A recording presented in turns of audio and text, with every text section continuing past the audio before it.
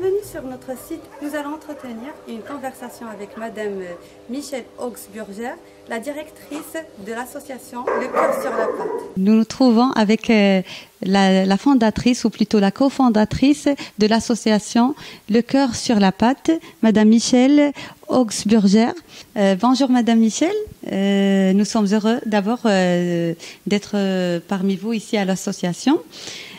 Pourriez-vous vous présenter ainsi que l'activité de votre association? Bonjour Loubna, je suis ravie de vous voir. Donc, je suis Michèle Augsburger, la fondatrice de l'association Le Cœur sur la Pâte. Et notre association est une association de protection animale à but non lucratif et neutre. Et notre but est la stérilisation particulièrement des chiens, mais aussi des chats, afin de réduire la surpopulation animale. Informer sur les objectifs de votre association au niveau de la région d'Agadir.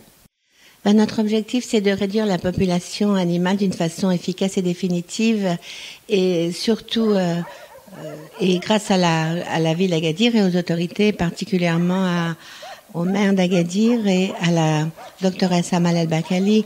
Nous avons eu une convention avec la ville et nous avons, grâce à la subvention et à notre sponsor, nous avons pu stériliser à ce jour 550 chiens. Quelles sont les actions que votre association a déjà menées? Eh bien, en 2011, nous avons fait stériliser 150 chats au quartier de Talborge et ça a été vraiment une réussite. Et puis en 2013-2014, nous avons commencé une campagne pilote de stérilisation de chiens à Tarazout. Et là, nous continuons, bien sûr, à Tarazout. Il y a peu de temps, la commune de Aourir a demandé aussi à rejoindre la convention, puisqu'ils ont été contents du travail réalisé à Tarazout et par nos bénévoles de Aourir Tamrat. Et puis, il y a 10 mois à peu près, nous avons commencé la campagne de stérilisation des chiens d'Agadir. Donc, nous avons stérilisé à ce jour 550 chiens. En parallèle, sur Agadir, il y a environ 400 chats qui ont été stérilisés. D'accord, on aimerait bien savoir quel est le but derrière la stérilisation des chiens. Vous savez, à cause de la génétique, les chiens qui sont persécutés depuis 40 ans, puisque ça fait 40 ans qu'on les abat, ils se reproduisent beaucoup plus. Donc, une chienne fait 2 portées par an de 14 chiots en général, donc ça fait 28 chiens. Donc, si vous imaginez, et pour les chattes, elles se reproduisent encore au minimum 2 fois par an, si ce n'est pas 3. Donc, il y a entre 18 et 24 petits chats qui naissent par an. Donc, la stérilisation, ça empêche tout ça. Si vous songez que nous avons, sur les 550 chiens, nous avons stérilisé environ 400 chiennes, alors ça fait 8000 chiens qu'on a épargnés à la ville d'Agadir. Parce que, en plus, il y a une pyramide qui vous montre qu'un couple de chiens, en 6 ans, va produire 60 000 chiens. Parce que la chienne fait 28 petits. L'année précédente, les 28 petits font encore des petits. Et les années suivantes, les petits des petits font encore des petits. Et comme ça, c'est la pyramide qui est comme ça. Et les chats, c'est aussi incroyable. Sinon, quelles sont les contraintes que votre association rencontre? Si vous voulez, sur le plan financier, une campagne de stérilisation, ça coûte cher. Heureusement que nous avons trouvé des fonds. Mais la principale chose qu'on se heurte encore ici, et c'est pour ça il faut vraiment que la sensibilisation augmente, c'est les gens qui ne comprennent pas que, voilà, pendant 40 ans, les chiens ont été empoisonnés, alors pendant 15 jours, il y avait plus de chiens, et puis après, ça se remplissait de nouveau. Ils ne comprennent pas qu'il faut laisser les chiens. Et alors, pourtant, c'est dommage parce qu'il suffit de qu'un chien dérange, qui appelle la ville, etc. Mais nous avons remarqué, dans les quartiers que nous avons faits, dans les quartiers populaires particulièrement, les gens sont très très contents des chiens bouclés. Ils sont très fiers des chiens bouclés et ils sont très fiers de nous dire que le chien est propre et vraiment le regard de l'animal, ça change vraiment rapidement dès qu'ils savent que le chien n'est plus dangereux. Et en plus que vous savez bien que la stérilisation, ça baisse le taux d'hormones, qui est presque inexistant. Donc le chien est calmé et il n'y a pas d'agressivité, donc il n'y a pas de période de reproduction, il n'y a pas de bagarre. En plus, le chien du quartier, il connaît tout le monde, il connaît l'enfant, il connaît la charrette qui passe, etc. Et après, je vous raconterai une histoire qui s'est passée sur un chien d'Agadir. Comment décrivez-vous la situation des activités associatives envers les animaux de la part des autorités et de la société civile?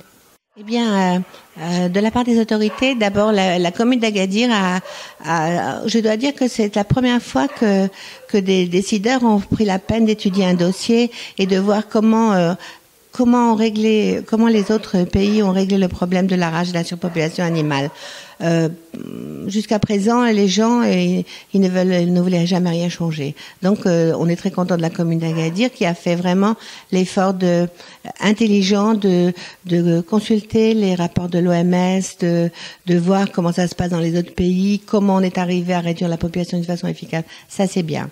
Au niveau des associations, nous sommes la seule association officielle à Agadir, mais il y a en parallèle des groupes de gens qui font du bon travail, qui s'occupent des animaux, et nous avons dans notre association ce que nous appelons des parrains et des marraines qui nous apportent des animaux à stériliser, qui nourrissent et qui surveillent l'état sanitaire des animaux.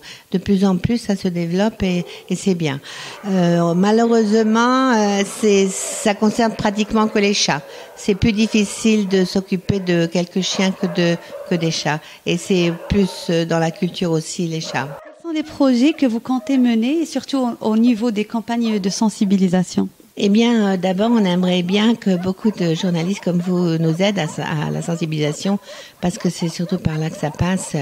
Nous sommes des bénévoles et nous sommes pas nombreux. Mais par contre, nous savons très très bien qu'il y a un grand travail de sensibilisation que nous devons faire dans les écoles, dans les quartiers, dans les associations de quartier, parce que vous savez, l'ignorance, c'est ennuyeux, c'est un gros handicap. Pour conclure, si vous voulez partager avec nous des anecdotes ou bien un fait qui vous a marqué au niveau de votre parcours. Alors, l'exemple le plus frappant, c'est un chien de Talborch qui a été envoyé en Suisse à l'adoption et qu'une dame a adopté. Cette dame, c'est une thérapeute qui va dans les centres pour les enfants handicapés, pour les enfants autistes, chez les personnes âgées, etc. Donc, son chien a dû passer un examen pour devenir chien thérapeute, pour pouvoir accompagner sa maîtresse. Et ce chien de Talborch, qui avait déjà 2 ans et qui a vécu pendant 2 ans dans la rue, eh bien, il a passé l'examen avec la mention excellent et il a eu la meilleure note de Suisse de ces chiens thérapeutes. Donc, ce chien qui venait de la rue, il accompagne sa maîtresse dans les centres d'handicapés, d'autistes, etc. Et pour ce genre de chien, il faut que le chien soit particulièrement bien équilibré, bien dans sa tête. Sinon, c'est pas possible. Là maintenant on touche à la fin de notre reportage avec vous et je tiens à vous remercier au nom de toute l'équipe pour votre accueil et nous ferons de notre mieux pour faire reconnaître ou médiatiser l'association parce que ce que vous faites est vraiment très très important pour notre ville d'Agadir. Merci.